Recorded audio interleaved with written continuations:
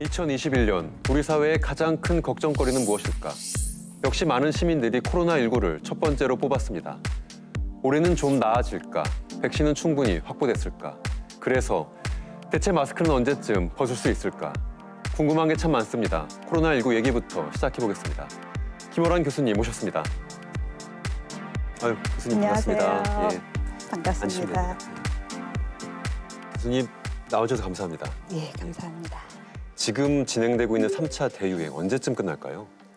3차 대유행이 끝나려면 한 2, 3개월 걸리겠지만 지금 시점부터? 예, 그렇지만 지금 현재로 어쨌든 정점은 좀 지나고 감소세로 돌아선 것이 아닌가 이렇게 볼 수 있는 희망적인 사인들이 있습니다. 그렇지만 우리가 단계 자체를 좀 조정하려면 한 달 정도는 필요할 것으로 보입니다. 3단계로 가야 하지 않냐. 그건 뭐 시민들뿐만 아니라 전문가들 사이에서 3단계를 주장하시는 분들이 있는데 이 주장에 대해서는 어떻게 평가하십니까? 우리가 3단계의 세부 사항을 한번 검토해 본 다음에 이거는 가능하면 하지 말아야 되겠다라고 생각된 게 너무나 많은 업종에 대해서 문을 닫아야 됩니다. 예를 들면 뭐 옷가게, 철물점까지도 다 문을 닫아야 되는데 지원책은 나오지 않은 채로 문 닫는 방법만 나와 있었거든요. 그래서 이렇게 문을 닫게 되면 이거는 사회 경제적으로 피해가 너무나 크고 또 과연 이게 수용이 될까? 좀 가슴 아픈 부분이 있습니다. 이 질병관리청에 대한 국민의 신뢰도 한때는 90%에 육박할 정도로 이 방역이 성공적으로 이루어지는 것의 핵심인 신뢰를 얻었었는데 최근 그 신뢰도가 낮아지고 있는 경향성을 확인할 수 있습니다. 이제 초반에는 사실 이런 팬데믹이 이렇게 오래 갈 줄 몰랐죠. 네. 그렇기 때문에 질병관리청에서 요구하는 대로 사회적 거리두기라든지 이런 부분을 적극적으로 잘 따라줬단 말이에요. 그랬는데 팬데믹이 길어지니까 언제까지 이걸 할 거냐. 이거 말고 다른 방법은 없느냐. 그리고 내가 이렇게 사회적 거리두기 하면서 피해를 보고 있는데 도대체 왜 정부나 방역당국에서는 알아주지 않고 계속 더 하라고만 하느냐. 이번 주만 더라는 얘기를 사실 많이 듣고 있긴 하죠. 그렇죠. 이런 부분들이 자꾸 쌓이게 되니까 방역당국에 대해서 이제 불만이 나올 수밖에 없는 거고요.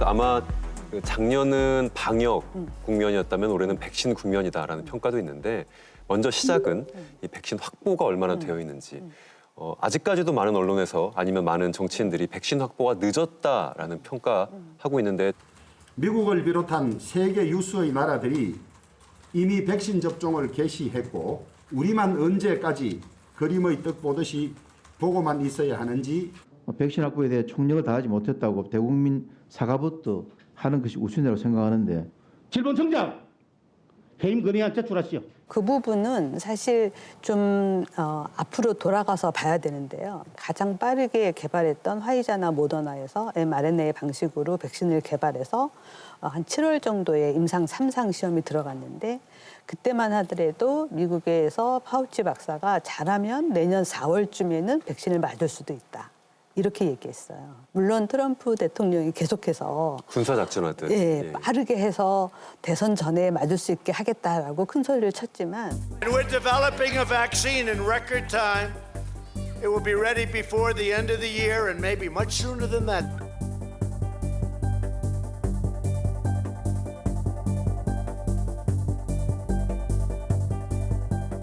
그러면 다른 나라들은 왜 빠르게 백신을 선구매를 했느냐.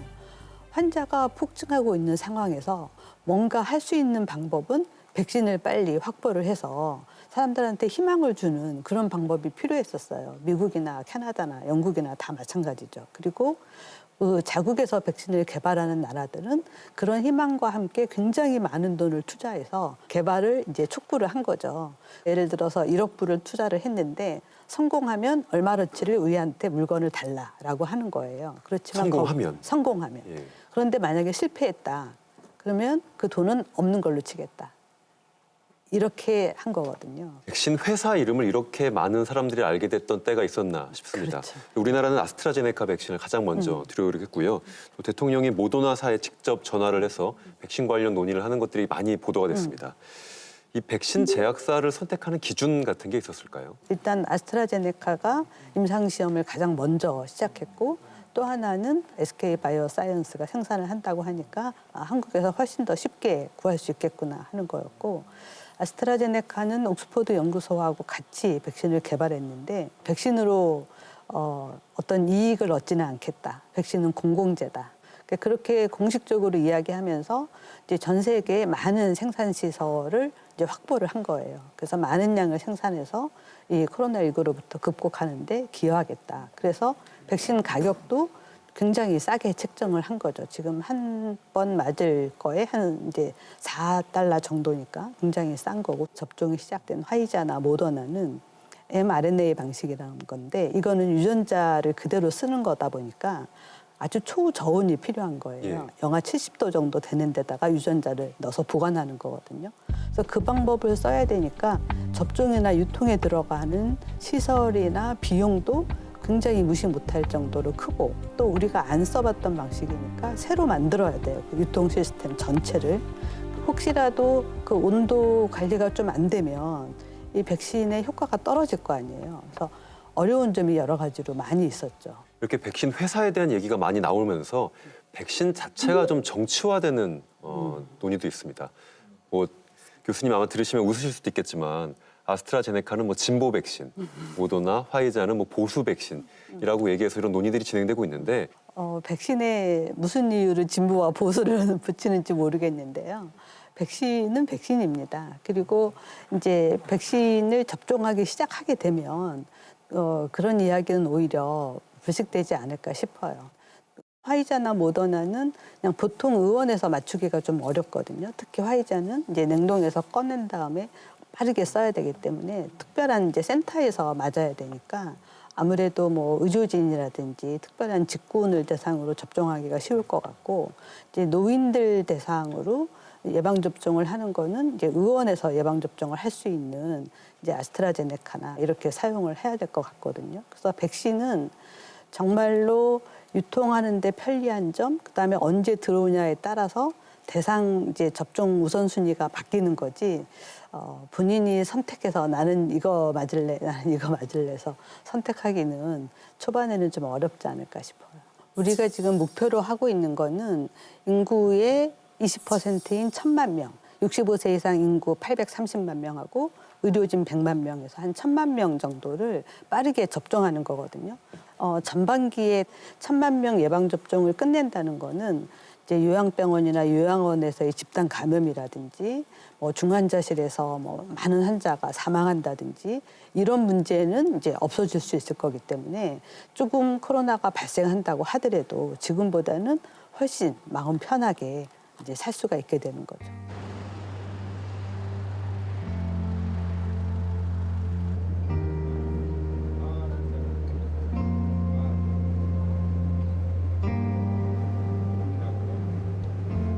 뭐라고 해야 될까?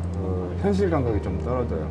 외부하고는 좀 다른 세상을 살고 있는 그런 느낌이. 공항에서 이제 발열 감시에 걸려서 저희 병원으로 이제 격리 왔고 기분이 좀 꺼림칙한 게 마침 그때 한참 유행했던 우한시에서 날라온 중국인이었다는 거죠. 이렇게까지 가래가 안 나온다고 쳐서 했어요. 바이러스가 어마어마하게 나오고 이러면 안 돼요 지금. 저희는 그나마 전동 옷을 입었으니까 그렇지 지금 생각해보면 끔찍해요.